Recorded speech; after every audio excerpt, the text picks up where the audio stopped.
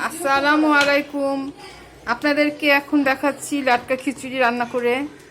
এখানে পোলার চাল, মুসুরির ডাল, আধা পট অনেকগুলো হয়ে যায় আমাদের।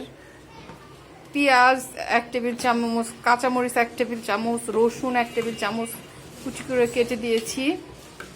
আর হলুদের গুঁড়া, মরিচের গুঁড়া, ধনিয়ার গুঁড়া, জিরার গুঁড়া সবগুলো আধা চামচ, মরিচের গুঁড়ো একটু বেশি, আর লবণ 1 চামচ উঁচু করে, 1 চা চামচ উঁচু করে লবণ, তেল আধা কাপ, 4 কাপের আধা কাপ তেল, এগুলো দিয়ে সব একসঙ্গে দিয়ে, আর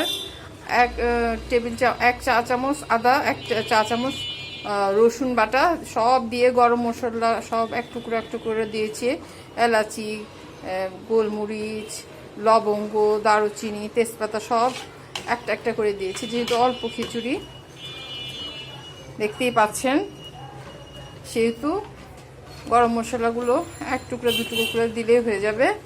এগুলো দিয়ে এখন ঢাকা দিয়ে এতক্ষণ রান্না করেছি, এখন আবারও ঢাকা দিয়ে দিব, অল্প সময় হয়ে যাবে, যেহেতু পোলাওর চাল সিদ্ধ হতে বেশি সময় লাগে না। মুসুরির ডাল আর পোলাও চাল খেতে খুবই টেস্ট হয়, খুব ফ্লেভার আসছে সুন্দর, দেখতে পাচ্ছেন ঘন হয়ে এসছে প্রায়।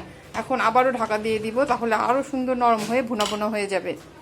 আপনাদেরকে সহজ রান্না দেখার জন্য অনেক অনেক ধন্যবাদ। ভালো লাগলে সাবস্ক্রাইব করবেন, লাইক দিবেন, শেয়ার করবেন। খুব দ্রুত এই লাটকা খিচুড়ি সকালে নাস্তায় খাওয়া যাবে, সবাই মিলে খেতে পারবেন, অনেকজন মিলে খেতে পারবেন। সবাইকে ধন্যবাদ, ভালো থাকেন, আল্লাহ হাফেজ।